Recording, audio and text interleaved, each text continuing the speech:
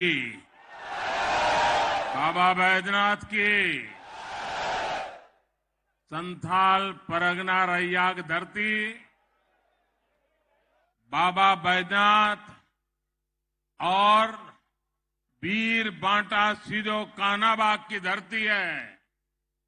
सानाम गो बाबा को, बोया मिसी को, डोबोक जोहार।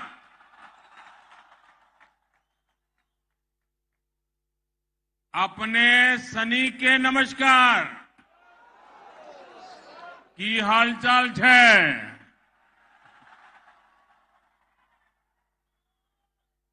मंच पर उपस्थित भारतीय जनता पार्टी के वरिष्ठ सहयोगीगण, केंद्रीय मंत्रिमंडल के मेरे साथीगण, संसद के मेरे साथीगण, विधायकगण और देवघर के मेरे प्यारे भाई और बहनों, कल देवघर की दिवाली पूरा देवघर दीप मालाएं प्रज्वलित कर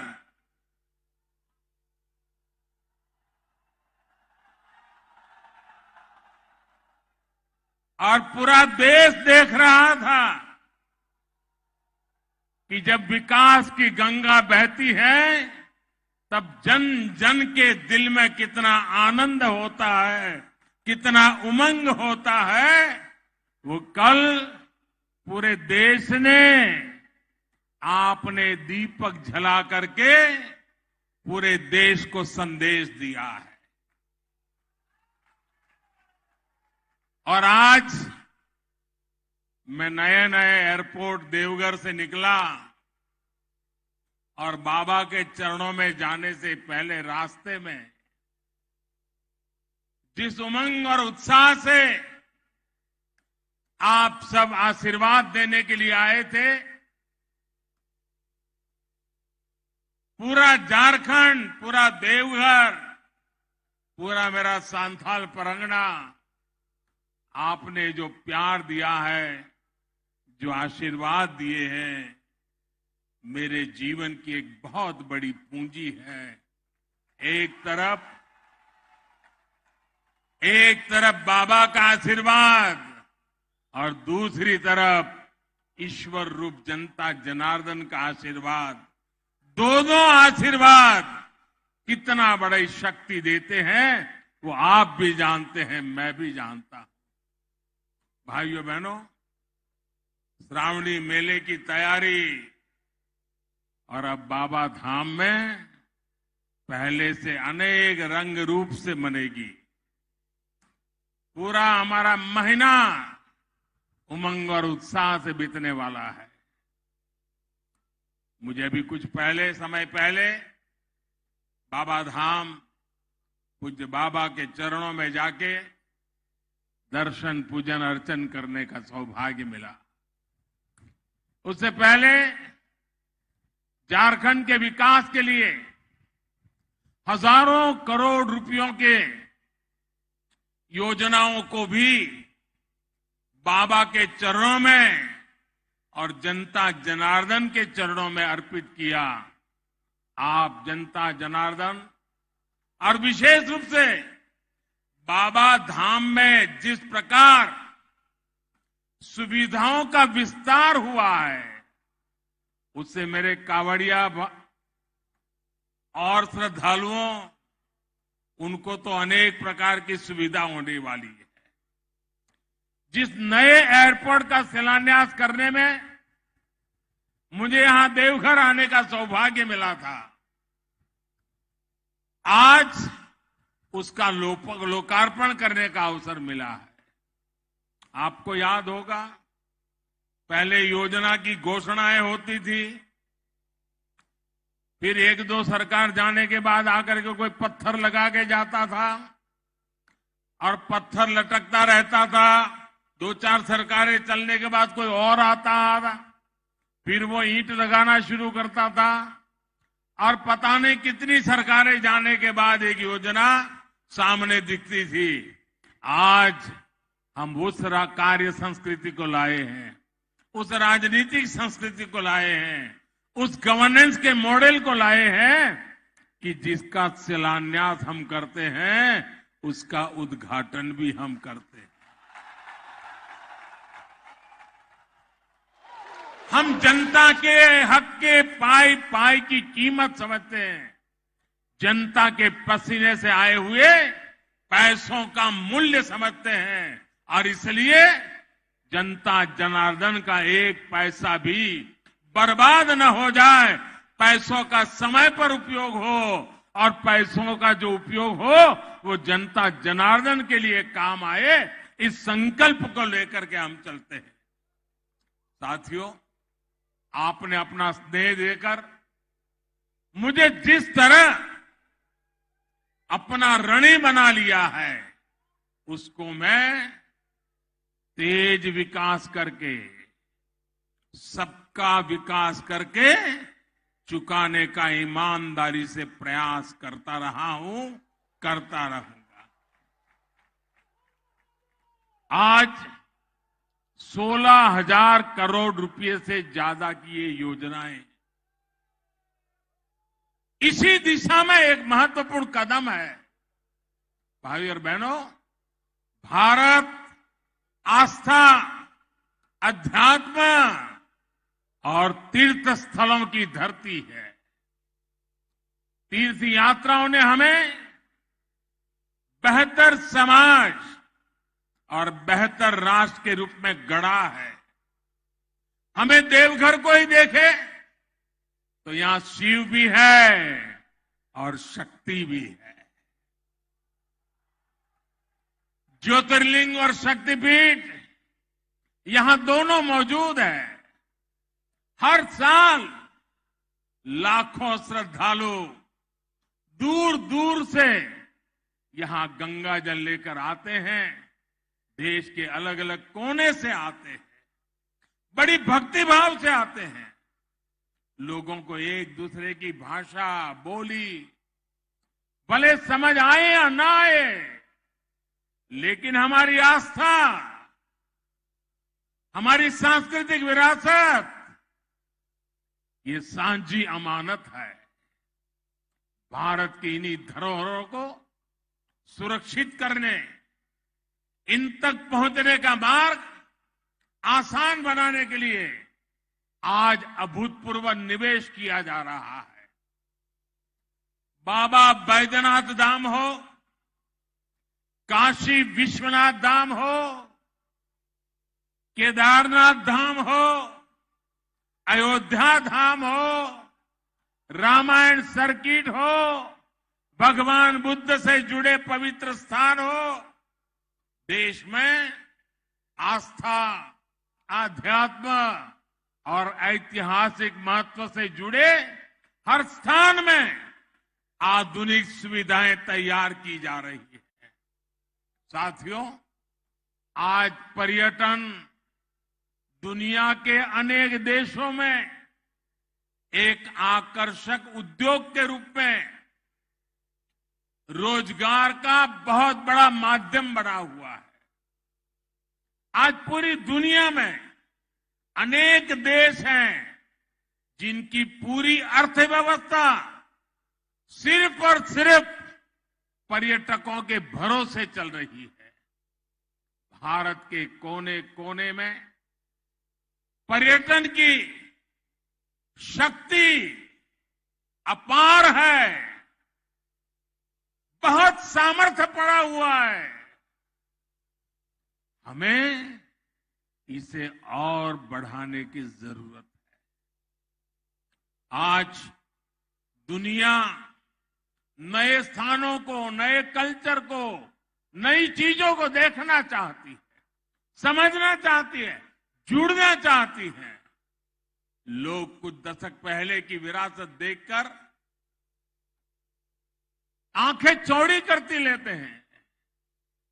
उनको कभी कभी लगता है अच्छा है, लेकिन जब भारत में आते हैं और यहां हर कोने में, हर पत्थर पे, हजारों साल पुरानी यादें वहां पर समाहित हुई देखते हैं।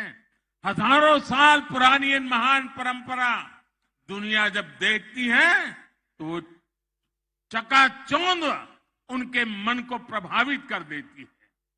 इसलिए आज ये समय की मांग है कि भारत अपनी विरासत को ज्यादा से ज्यादा और तेजी के साथ संरक्षित करे, वहां आधुनिक सुविधाएं बढ़ाए।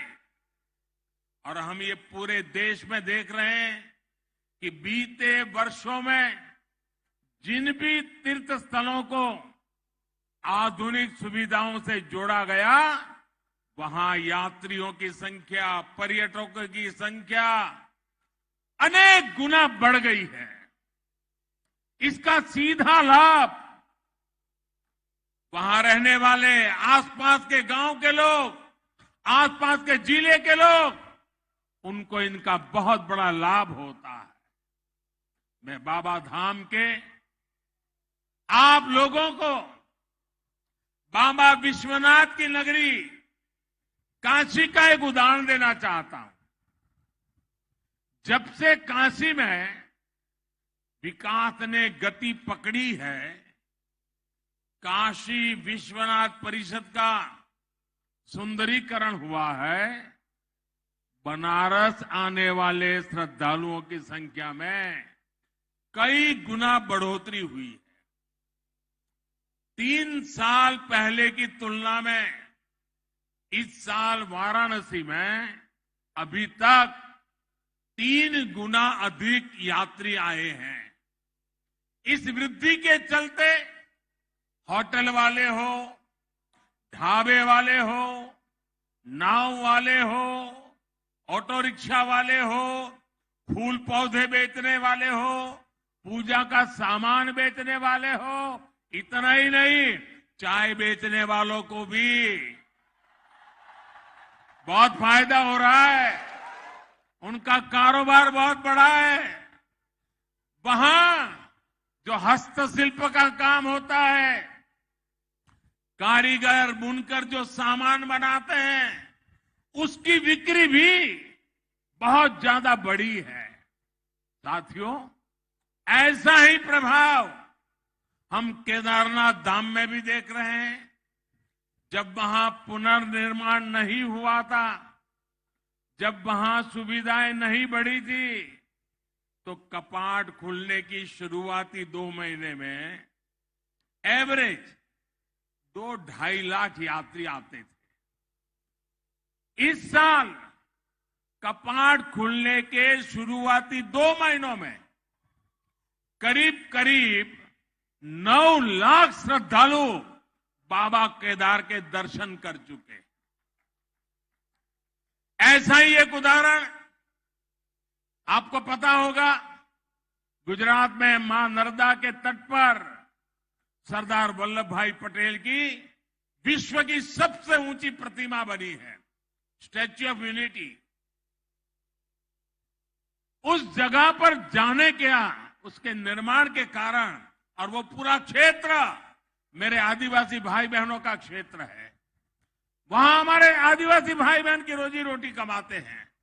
स्टैच्यू ऑफ यूनिटी बनने के बाद लाखों की तादाद में यहां लोग आते हैं, और ये टूरिस्ट वहां पर होटल, वहां के ढाबों में हैंडीक्राफ्ट के सामान खरीदना, सैकड़ों करोड़ रुपए भी खर्च करते हैं। इसका सीधा लाभ वहां रहने वाले लोगों को हो रहा है, मेरे आदिवासी भाइयों बहनों को हो रहा है। यानी जब पर्यटन बढ़ता है तो इसका फायदा गरीब को होता है, आदिवासी को होता है, दलित, वंचित, पिछड़े को होता है। झारखंड ने भी बढ़ती हुई कनेक्टिविटी, आस्था के स्थलों का सुंदरीकरण, पर्यटन को बढ़ाएगा, यहां पर रोजी रोटी को अवसर देगा, नौजवानों के लिए नए मौके मिलेंगे, स्थानीय लोगों की आय बढ़ेगी। ये हमारी सरकार के लिए बहुत गर्व की बात है कि 15 नवंबर हर कोई गर्व करता है पूरे देश में। 15 नवंबर भगवान बिरसा मुंडा के जन्म दिवस को हमने जनजातीय गौरव दिवस घोषित किया है और अब पूरा हिंदुस्तान हर वर्ष इस बात को मनाएगा। धरती आबा बिरसा मुंडा के बेहतरीन और आधुनिक संग्रहालय के निर्माण का सौभाग्य भी हमें ही मिला है। मुझे विश्वास है जो परियोजनाएं आज हमने शुरू की है वो झारखंड के विकास को नई गति देने जा रही है। भाइयों और बहनों, हमारे लिए सबका साथ, सबका विकास, सबका विश्वास और सबका प्रयास ये सिर्फ नारा नहीं है। कल जो आप दीप जला रहे थे, आज रास्ते पर उमंग उत्साह से जो उमड़ पड़े थे और आज भी जहां मेरी नजर पहुंच रही है लोग ही लोग हैं, इसका मतलब है कि लोगों को विकास चाहिए और विकास के लिए सबका साथ मिलता है और सबका साथ सबका विकास ये मॉडल आज देवघर में सबके सामने नजर आ रहा है। भाइयों बहनों, ये जो विकास हो रहा है ये सिर्फ एक नारा बोलने के लिए नहीं है, ये हमारी निष्ठा का प्रमाण है, हमारी नीयत का प्रमाण है, हमारे परिश्रम का प्रमाण है। बीते 8 वर्षों में हमें उनको सशक्त किया है जिनको पहले सिर्फ राजनीतिक नारों में समेट दिया गया था। वो गरीब, वो आदिवासी, वो दलित, वो पिछड़ा, वो हमारी बहनें बेटियों जिनका नंबर हमेशा सबसे अंत में आता था, वो आज हमारी सरकार के लिए पहली पंक्ति में है, हमारी प्राथमिकताओं में पहले पायदान पर है। वो क्षेत्र जो विकास की दौड़ में पीछे रह गए, हम उनको आगे लाने के लिए दिन रात मेहनत कर रहे हैं। साथियों, आज बाबा धाम में मैं आपसे एक सवाल करना चाहता हूं। आप मुझे जवाब देने की जरूरत नहीं है, मन में सोचिए। आज जो काम हो रहे हैं, देश यही है, लोग यही है, दफ्तर वही है, अफसर वही है, तो क्या पहले होने चाहिए थे कि नहीं होने चाहिए थे? ये काम पहले होने चाहिए थे कि नहीं होने चाहिए थे? कौन रोकता था उनको? भाइयों बहनों, इसका एक बड़ा कारण था। सरकारें कुछ होती हैं जिसके दिल में सेवा भाव नहीं, सत्ता भाव भर जाता है और ये सत्ता भाव के कारण वे लंबे समय तक जो सरकारों में रहे उनकी प्राथमिकता सत्ता, सर्वसत्ता, सबदूर सत्ता, कहां से मिले वहां से पाना, सिर्फ सत्ता, यही उनका ख्याल, यही उनका मंत्र, वही उनकी प्राथमिकता। सेवा कभी उनकी प्राथमिकता नहीं रही। अगर रहती तो देश आज आजादी के 75 साल मना रहा है, बहुत आगे पहुंच चुका होता। भाइयों, ऐसे में व्यवस्था ऐसी बन गई कि जिसके पास पहुंच थी, सिफारिश थी, जो धनवान था वही सारी सुविधाओं तक पहुंच पाता था और सारी सुविधाएं उसी के लिए समर्पित हो जाती थी। पहले से जितने दूर थे, जो गरीब थे, दलित थे, पिछड़े, आदिवासी थे, उन तक सुविधा भी उतनी ही देर से पहुंचती थी, उनका नंबर ही नहीं लगता था। इसलिए झारखंड को, संथाल परगना के इस बहुत बड़े क्षेत्र को सुविधाओं के लिए लंबा इंतजार करना पड़ा। और मुझे गर्व है कि भाजपा की सरकार, एनडीए की सरकार गरीब की सेवा की भावना से उनके लिए जी जान से काम कर रही है। हम गांव गांव तक सड़कें बना रहे हैं ताकि सुविधा मिले तो सबको मिले। हम गरीबों के लिए नए घर बन रहा है। झारखंड के 12 लाख गरीब परिवारों को पक्के घर मिले हैं। भाइयों बहनों, हमारी सरकार बनने के बाद 12 लाख गरीब भाइयों को, मेरे आदिवासी भाई बहनों को पक्के घर मिले हैं। हर परिवार को बिजली मिले, पर्याप्त बिजली मिले, गरीब से गरीब बहनों को रसोई गैस मिले, हर घर जल पहुंचे, इसके लिए हम निरंतर काम कर रहे हैं। हमारी सरकार के ऐसे ही प्रयासों से मेरे गरीब भाई बहनों में गरीबों के विरुद्ध लड़ने का, गरीबी के खिलाफ लड़ने का, गरीबों को गरीबी के खिलाफ लड़ने के लिए तैयार करने का, गरीबी दूर करने का नया साहस पैदा हुआ है। भाइयों और बहनों, हमारी सरकार गरीब की मुसीबतें समझती है, गरीब के सुख दुख की साथी है। कोरोना के इस कालखंड में 100 साल की सबसे बड़ी महामारी आई। इस दौरान हमारी सरकार ने गरीब को मुफ्त वैक्सीन से लेकर उनके खाने पीने तक हर चीज का ध्यान रखा। और इतना बड़ा देश, कोई गरीब के घर का चूल्हा न जले, इसकी हमने पूरी तकेदारी की ताकि गरीब भूखा न सो जाए। झारखंड के भी लाखों लोगों को केंद्र सरकार की मुफ्त राशन वाली योजना का लाभ मिल रहा है। भाई और बहनों, आज मुझे एम्स देवघर में नई सुविधाएं शुरू करने का भी मौका मिला है। झारखंड में स्वास्थ्य सेवाओं की बेहतरी के लिए हम निरंतर काम कर रहे हैं।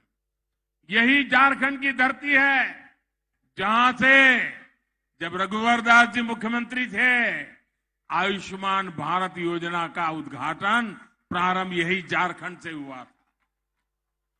इस योजना के तहत देश के 3 करोड़ गरीब मरीजों को मुफ्त इलाज मिल चुका है। इसमें झारखंड के भी 12 लाख से अधिक बहन भाइयों ने इसका लाभ लिया है। इन लोगों ने अस्पताल में भर्ती होकर अपना मुफ्त इलाज कराया है। आप कल्पना कर सकते हैं, इससे सिर्फ झारखंड के गरीबों को ही 1400 करोड़ रुपए, अगर ये योजना न होती तो उनको अस्पताल के 1400 करोड़ रुपए का बिल भरना पड़ता। आज इस योजना के कारण झारखंड के लोगों के जेब में वो 1400 करोड़ रुपया बच गया है। मेरे भाइयों बहनों, सोचिए, इतना पैसा खर्च करके इलाज करने के बजाय मेरा गरीब भाई बहन तो यही सोचता कि भाई कुछ नहीं करना है, थोड़ी तकलीफ होगी, अब कितने दिन जीना है। भाइयों बहनों, वो दवाई न करवाते, घर पे बैठे रहते। मेरी माताएं तो बताती भी नहीं कि मुझे पीड़ा हो रही है, क्योंकि मां को रहता है कहीं बेटे को कर्ज हो जाएगा, वो दर्द झेलती रहती। लेकिन मां, तेरे बेटे पर कर्ज न पड़े, तेरा दूसरा बेटा बैठा है, तेरी चिंता करेगा। लेकिन भाजपा सरकार की योजना गरीब के लिए बहुत बड़ा संबल बनकर आई है। आयुष्मान भारत योजना की वजह से झारखंड के लोगों को, गरीबों को देश के दूसरे बड़े शहरों के अस्पतालों में भी बहुत मदद मिल रही है। यहां देवघर में एम्स बनने से भी गरीबों की बहुत बचत होने वाली है। साथियों, आदिवासी समाज का सशक्तिकरण, उनके बच्चों का उज्जवल भविष्य भाजपा की प्राथमिकता है। ये केंद्र सरकार की नीतियों में साफ साफ झलकता है। देश के 100 से अधिक आकांक्षी जिलों में अनेक जिले झारखंड के हैं, उसमें भी अधिकतर मेरे ये संथाल परगना में है। कुछ महीने पहले ही देश के 44 जनजातीय जिलों में 4G मोबाइल कनेक्टिविटी मजबूत करने के लिए बड़ा फैसला लिया गया है। इसके लिए सरकार लगभग 6,000 करोड़ रुपए खर्च करने जा रही है। इसका लाभ झारखंड के अनेक जिलों में रहने वाले मेरे आदिवासी भाई बहनों, यहां के युवाओं को होने वाला है। इससे जनजातीय जिलों में डिजिटल इंडिया का यानी ऑनलाइन सरकारी सेवाओं का लाभ और बेहतर तरीके से मिल पाएगा। झारखंड एकलव्य मॉडल स्कूलों के नेटवर्क का भी बहुत बड़ा लाभार्थी है। केंद्र सरकार झारखंड में 90 से अधिक एकलव्य स्कूल बना रहा है। भाई और बहनों, झारखंड में प्राकृतिक संपदा भी है और समृद्ध होने का सामर्थ्य भी है। बीते कुछ वर्षों में केंद्र सरकार के प्रयासों से झारखंड का यह सामर्थ्य और बढ़ रहा है। क्या कभी कल्पना की जा सकती थी कि झारखंड पाइप से रसोई गैस और सीएनजी आधारित ट्रैफिक के मामले में देश का अव्वल राज्य में होगा? आज प्रधानमंत्री ऊर्जा गंगा योजना के कारण ये संभव हो रहा है। सिंदरी खाद्य कारखाना जो बंद पड़ गया था, उसे फिर से शुरू करने का काम भी तेजी से चल रहा है। ये झारखंड के किसानों, देश के किसानों को राहत देगा, यूरिया पर विदेशी निर्भरता को कम करेगा। भाई और बहनों, झारखंड के पास देश का अग्रणी औद्योगिक राज्य बनने की हर संभावना मौजूद है। आज संथाल परगना के लिए पहले 4 लेन हाईवे का भी शिलान्यास किया गया है। इससे इस पूरे अंचल में कनेक्टिविटी को विस्तार होने वाला है। साहबगंज में गंगा नदी पर मल्टी मॉडल हब भी बनाया गया है ताकि यहां के उद्योगों को हल्दिया से वाराणसी पर बने नदी जलमार्ग का भी लाभ मिल सकेगा। झारखंड को समुद्री रास्ते से कनेक्ट करने के लिए जो भी प्रयास हो रहे हैं, उससे यहां उद्योग लगाना बहुत आसान हो जाएगा। यहां कच्चा माल भी और जब उत्पादन होगा तो झारखंड यहां के गरीब को, आदिवासी को रोजगार के लिए यहां से कभी उसको बाहर जाना नहीं पड़ेगा। हिंदुस्तान के और कोनों में झुग्गी झोपड़ी में जीने के लिए मजबूर नहीं होना पड़ेगा। और यही तो हमारा सबका साथ सबका विकास का राह है। साथियों, विकास के इन कार्यों के बीच आज मैं आप सभी को एक बात से भी सतर्क करना चाहता हूं। आज हमारे देश के सामने एक और ऐसी चुनौती आ खड़ी हुई है जिसे हर देशवासी को जानना और समझना है। ये चुनौती है शॉर्टकट की राजनीति की। बहुत आसान होता है लोग लुभावन वायदे करके शॉर्टकट अपनाकर लोगों से वोट बटोर लेना। शॉर्टकट अपनाने वालों को ना मेहनत करनी पड़ती है और ना ही उन्हें दूरगामी परिणामों के बारे में सोचना पड़ता है। लेकिन ये बहुत बड़ी सच्चाई है कि जिस देश की राजनीति शॉर्टकट पर आधारित हो जाती है, उसका एक ना एक दिन शॉर्ट सर्किट भी हो ही जाता है। शॉर्टकट की राजनीति देश को तबाह कर देती है। भारत में हमें ऐसी शॉर्टकट अपनाने वाली राजनीति से दूर रहना है। अगर हमें आजादी के 100 वर्ष पर भारत को नई ऊंचाई पर ले जाना है तो उसके लिए परिश्रम की पराकाष्ठा करनी है। और परिश्रम का कोई शॉर्टकट नहीं होता। भाइयों बहनों, आजादी के बाद देश में जो राजनीतिक दल हावी रहे, उन्होंने बहुत से शॉर्टकट अपनाए थे। इसका नतीजा ये हुआ कि भारत के साथ आजाद हुए देश भारत से बहुत आगे निकल गए, हम वही के वही रह गए। आज हमें अपने देश को उस पुरानी गलती से बचाना है। मैं आपको उदाहरण देता हूं। आज हम सभी के जीवन में बिजली कितनी जरूरी हो गई है, ये हम सभी देख रहे हैं। अगर बिजली ना हो तो मोबाइल चार्ज भी नहीं हो पाएगा, न टीवी चलेगा। इतना ही नहीं, गांव में टंकी बनी हो, नल भी लगा हो, बिजली नहीं है तो टंकी नहीं भरेगी, टंकी नहीं भरेगी तो पानी नहीं आएगा, पानी नहीं आएगा तो खाना नहीं पकेगा। आज बिजली इतनी ताकतवर बन गई है, हर कोई काम बिजली से जुड़ गया है। और भाइयों बहनों, अगर ये बिजली न होगी तो फिर शाम को डिबरी और लालटेन की रोशनी में रहना पड़ेगा। बिजली ना हो तो रोजी रोटी के अवसर, कल कारखाने सब बंद हो जाएंगे। लेकिन बिजली शॉर्टकट से पैदा नहीं की जा सकती। झारखंड के आप लोग तो जानते हैं कि बिजली पैदा करने के लिए पावर प्लांट लगाने पड़ते हैं, हजारों करोड़ रुपए का निवेश होता है। इस निवेश से नए रोजगार भी मिलते हैं, नए अवसर भी बनते हैं। जो राजनीतिक दल शॉर्टकट अपनाते हैं वो इस निवेश का सारा पैसा जनता को बहलाने में लगा देते हैं। ये तरीका देश के विकास को रोकने वाला है, देश को दशकों पीछे ले जाने वाला है। आज बाबा धाम से मैं आप लोगों को, सभी देशवासियों को इस शॉर्टकट की राजनीति से बचकर रहने का हृदयपूर्वक आग्रह कर रहा हूं। शॉर्टकट की राजनीति करने वाले कभी नए एयरपोर्ट नहीं बनवाएंगे, कभी नए और आधुनिक हाईवे नहीं बनवाएंगे, वे कभी भी नए एम्स नहीं बनवाएंगे, हर जिले में वो कभी मेडिकल कॉलेज नहीं बनवाएंगे। मैं आपको एक उदाहरण देना चाहता हूं। आज यहां झारखंड में हजारों करोड़ की नई सड़कों के लिए शिलान्यास और लोकार्पण हुआ है।